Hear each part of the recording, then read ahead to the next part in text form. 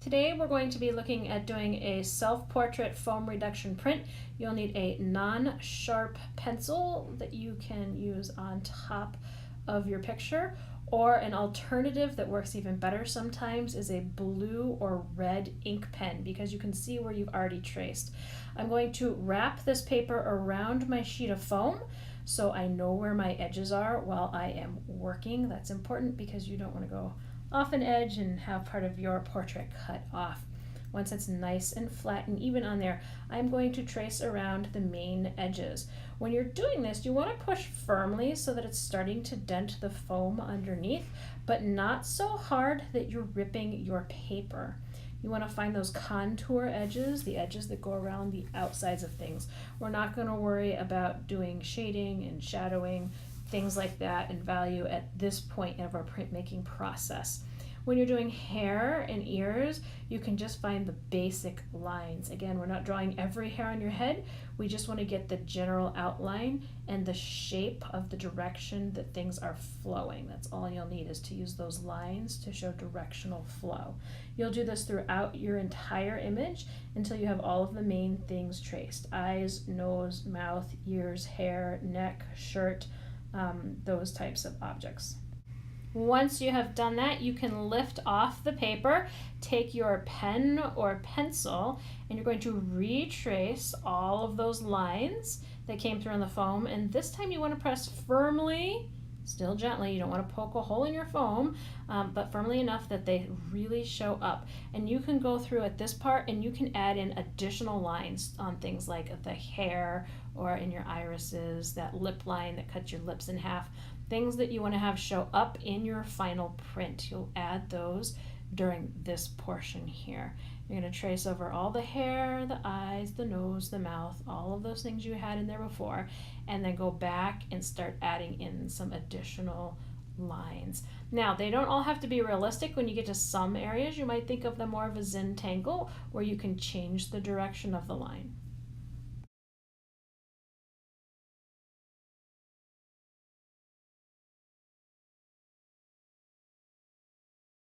At this time, you can also add the objects into your background that show what you stand for.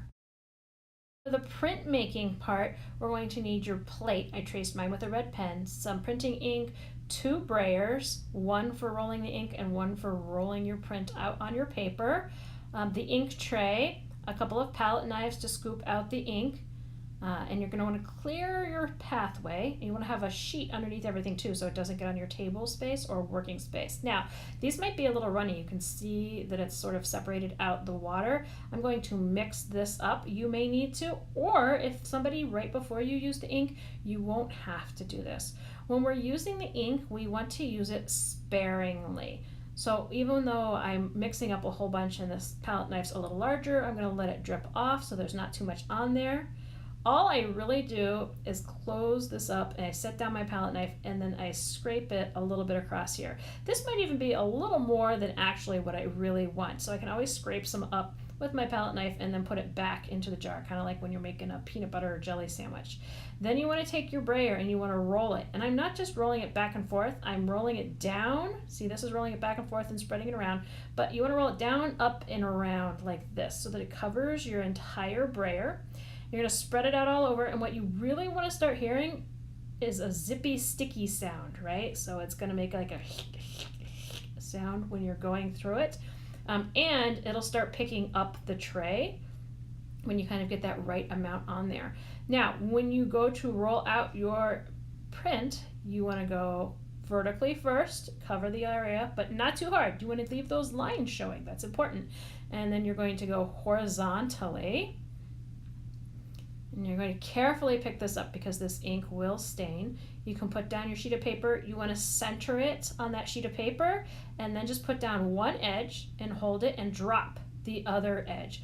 You can push it flat and walk your fingers around, or you can take a clean brayer and gently roll it up and down and side to side. Again, you want to do this gently. We don't want to push the ink down into those lines you made. We want those to stay hollow.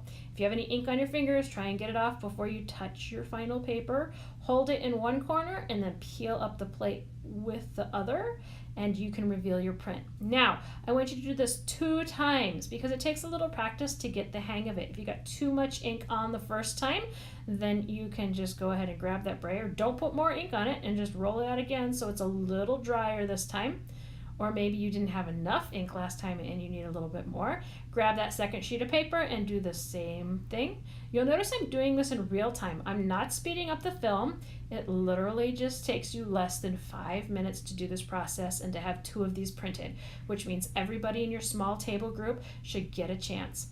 You should have put your name on the backs of both these sheets of paper so we know who they belong to and they can go to the drying racks for use of next class.